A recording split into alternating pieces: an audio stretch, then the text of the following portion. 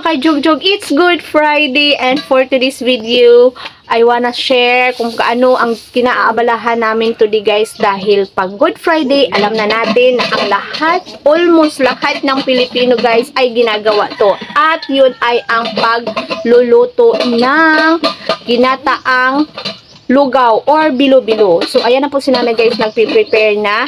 And, ayun, nandun si Ninya guys. Meron din po siya. So, ang lalaki ng mga kaldero nila guys. So, si Nanay guys, meron siyang saging, kamote. Tapos, gabi. Tapos, yung sago. Nandiyan yung sago ni Nanay. Ayan.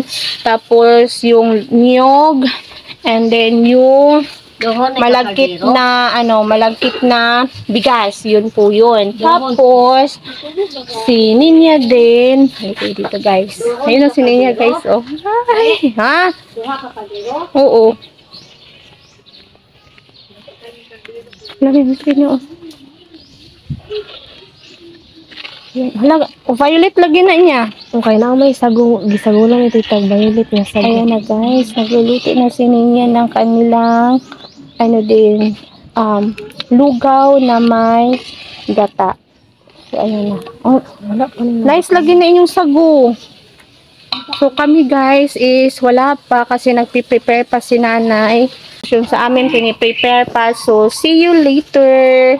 And si Bobo guys nasa loob. Ayan na guys, si Ninya guys. Ang laki ng kanyang kaldero guys, pero ang laman is kalahati lang. Guys. Ano ba niya?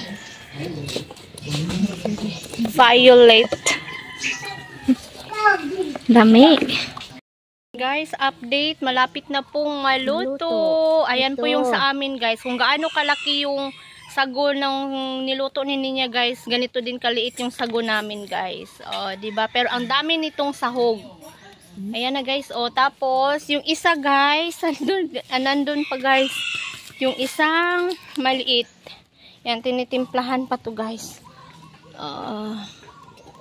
Ayan, kumukulo pa siya. Kasi yung sakay niya na niluto guys is luto na siya.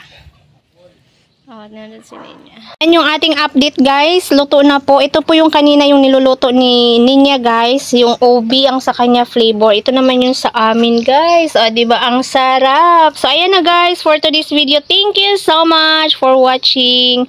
Happy holidays. Bye.